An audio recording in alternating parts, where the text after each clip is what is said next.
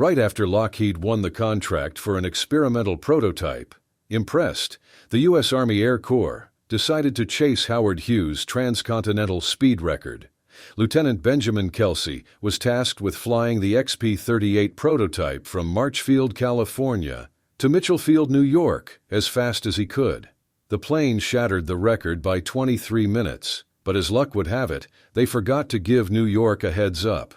When Kelsey arrived, he had to circle like a fish out of water, waiting for permission to land. Just short of his goal, as he was directed into the landing pattern at Mitchell Field behind 3 slow trainer aircraft, his prototype's carburetors iced up, and the engines would not respond.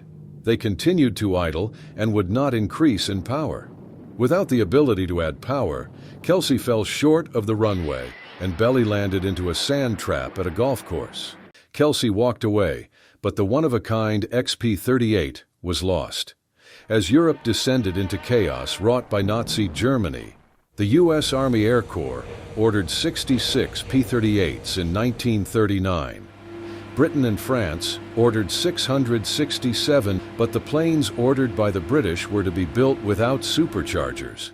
Removing the superchargers was a recipe for disaster. It meant the Lightnings were flying with one hand tied behind their back, limiting their performance and effectiveness significantly. This decision would come back to haunt them in the skies later on. Lockheed engineers called this version the castrated P-38. Having taken delivery of just 3 castrated Lightnings, the RAF realized these planes were a shadow of their potential. The British knew aeroplanes, and they didn't want an inferior fighter. Britain canceled the entire order. America's new P-38s hit the runway. Serious problems began to rear their ugly heads. Whispers swirled that the P-38 was a handful when it hit compressibility, likened to dancing with the devil. Compressibility issues at high speeds caused control surfaces to become unresponsive, making it a wild ride for even the most experienced pilots, leaving no choice but to bail out. The issue was so notorious that even in the P-38 instructional films, they wasted no time showing pilots how to make a quick exit, just in case. By getting out the left window and sliding down the wing. Now don't stand on the wing to jump. The props were electrically controlled by an automatic pitch control system, but if the revs went too high, it was a recipe for disaster. Overspeeding could lead to oil pressure drops, oil starvation, troublesome issues that were par for the course. The P-38 is rumored to be among the first aircraft to reach the speed of sound in powered dives. However, this daring feat often led to catastrophic results, as the aircraft would disintegrate mid-flight. The most dangerous problem, by far, was the plane tendency to flip over and belly flop onto the runway if a single engine failed during takeoff. This catastrophic issue could turn a routine takeoff into a nightmare, leaving the aircraft upside down and in ruins. However, later on, what was once a thorn in the side of pilots turned into a feather in their cap. This issue was cleverly leveraged by pilots. They managed to use this quirk to their advantage, enhancing the aircraft's maneuverability in a pinch. And turn the other selector off. The single-engine maneuvers we're about to go through are to show the flexibility of the ship and are recommended only for combat emergency.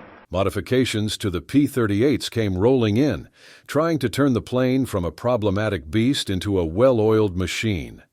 The Allison engines underwent a structural redesign, and outward-turning props were added to tackle torque issues head-on.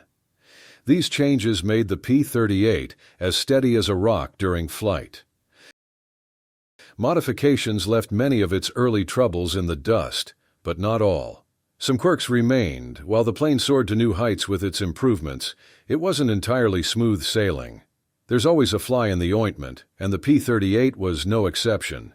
P-38 pilots, especially in the early and medium models, often faced freezing temperatures on missions.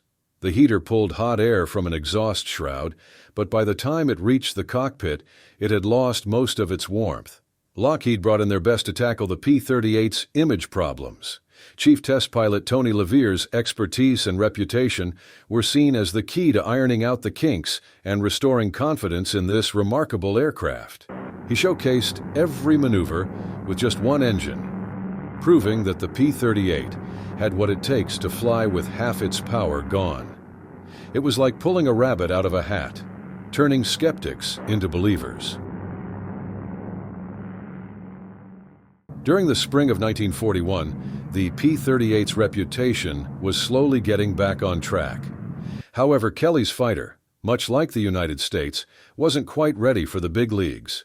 But then, on the morning of December 7th, 1941, everything changed in the blink of an eye. If you enjoyed this episode, don't forget to like and subscribe. As World War II pilot Charles E. Yeager once said, "You don't concentrate on risks, you concentrate on results." The result here? More epic content just for you. It's worth the click.